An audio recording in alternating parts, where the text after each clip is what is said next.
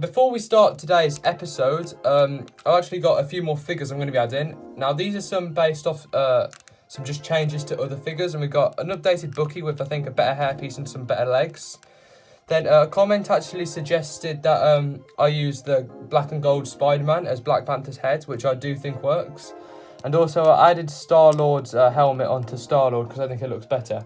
Now, the next few figures, some friends of mine actually gave me a bunch of their old Lego because they were getting rid of it. So these next three figures are from them. So we've got a Drax, Gamora, and a Nebula. Now the Nebula I'm actually going to be using as 2014 Nebula from this scene, like the one that travelled forward in time. So you're going to have the modern day Nebula, and then you're also going to have the past Nebula. And then Drax and Gamora are just going to be going on the Avengers side. Now this Drax figure is actually really nice, and I didn't think I'd actually ever get this figure, but it's just quite nice. And now another one that I'm not too sure on is actually this Captain America. Now this Captain America is actually a knockoff and not official Lego, so that's why I'm not sure whether I should include him on the mock. So I've just given him, these are official Lego legs, and same with that these back piece. The hammer and shield are official, but I'm not sure whether I should keep the head and torso as unofficial or change it back to the other previous one that I had in the last episode.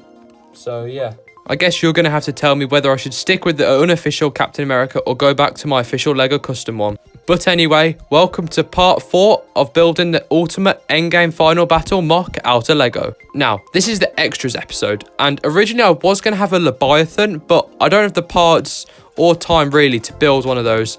So I'm just going to be sticking with a Giant Man and Ant-Man's van, and we're going to show you the Giant Man now.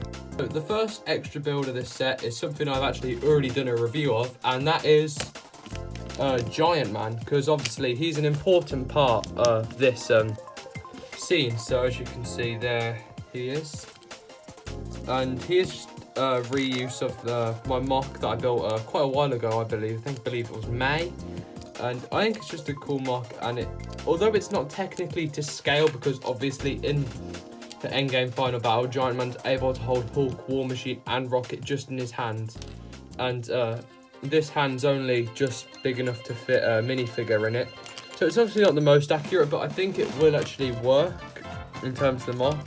I'll do a quick review of it in case you haven't seen that mock of the month episode. So for the head, here, as you can see here, this is completely custom build. This is completely a mock, as opposed to the torso and legs I just built from the Civil War airport battle because I thought it's a good build and it will work in terms of the mock.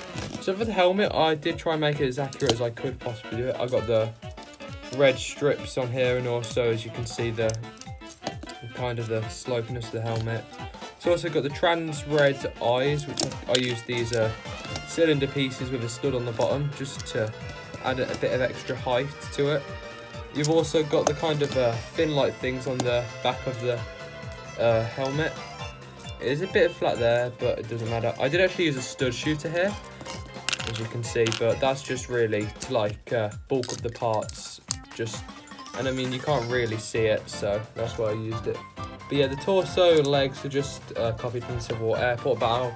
I did actually have to kind of brick build my own detailing, because in the set Lego used stickers, so I kind of had to do what I could do. I kind of added a belt here, and you've got just a bit of red with a bit of grey on, but there. What I actually am going to be doing now at the moment actually is I'm actually going to add 2 studs onto this Ant-Man, and I've got these red studs here, and I'm also got to find a dark blue stud. Here they are. So got some blue studs here. Now these do obviously represent in Ant-Man 1 how Scott could press the buttons just so he could either make himself bigger or smaller, and I just thought these would be a cool detail to add on the hands for the final battle for the Endgame mock. And it's also something I've been wanting to do, and I've been needing an excuse to just do it because sometimes I keep forgetting I'm going to do it. So yeah, that is Giant Man. So for the Ant-Man van, I've decided to take apart this Lego City van from a police set, and I'm going to be converting it into a more accurate kind of van, such as the one that you actually see in the Endgame final battle. I've actually had this time-lapse filmed for quite a while now because I knew this was going to be something that I was going to include in the final battle of the mock. I think I actually built this after episode 1 came out, and I just knew I had to film it because obviously I think it'd be quite important for the time-lapse. So, as you can see, the reason it's taken quite a while for me to actually find the pieces because I need to sort out my Lego pieces a bit better because I was just digging through a massive, just like storage unit, just trying to find the right brown pieces, and that's why it's not all one colour, but I think it's a good variety of browns, and obviously you'll see me changing a few parts because nothing kept the same. And you see that blue piece there was actually from the original set. I was trying to get a similar shape in brown to make it look more accurate to the van. So yeah, and I'll see you at the end of this time lapse.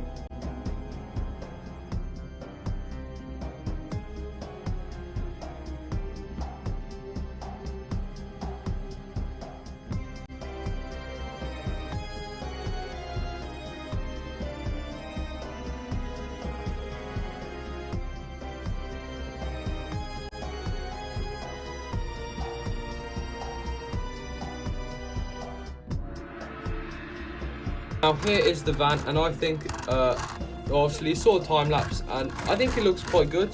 It's definitely not the best as what Lego made, but I think it's kind of a similar scale. I've got nothing to compare it to, so I think I could imagine it being a similar scale. So let's start to have a look at it. So at the front, I actually did include a rat on the front, just because it's kind of an Easter egg to how in Endgame, none of the things would have happened if Ant-Man never got released by this random rat on the front, so I just thought it is here. So I've also got these cheese slopes trying to like corner off the van, making it a bit smoother. For the roof, I've just compiled a bunch of just brown, and as you can see there's one tan tile there. So that's just it like that. I've just used a majority of brown, tan, nougat, and I'm not sure what colour that is, bricks. Just kind of scattered about the place to add a bit of texture. I've also got a bit of dark brown there. So you got a number plate on the back. This isn't the correct number plate to the film. I've got no idea what that number plate is. It's just the number plate that was on the Lego City van I converted it to, as you heard earlier. Now opening it up, to open up the van you've got to remove this back piece, then you can get your finger in there to open it. And you can see the quantum tunnel, which I'm actually going to build in what the quantum bit will look like, but I'm not going to show you that in this episode. You're going to have to wait till the next and final episode to be able to see that. So yeah, as you can see there it is.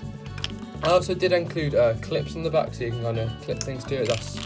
That's just a miniature Ant-Man that I thought I'd be putting on here.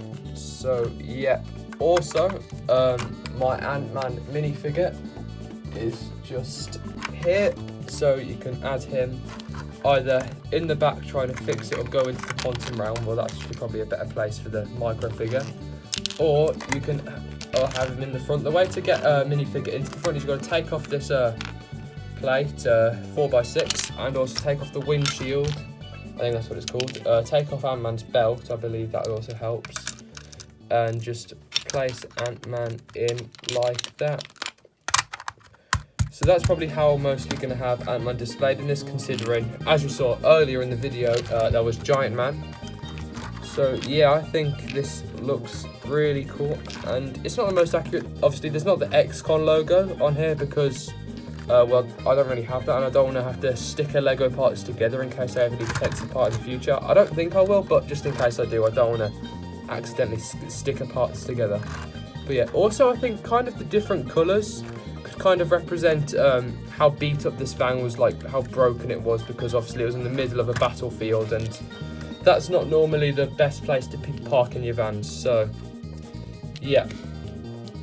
So they were the last 2 builds of this mock project, and in the next episode I'm going to be combining the compound, the minifigures, and these 2 builds you've seen in today's episode all in one, so it looks like one complete proper mock. I'm so excited for it, and I'm going to see you then.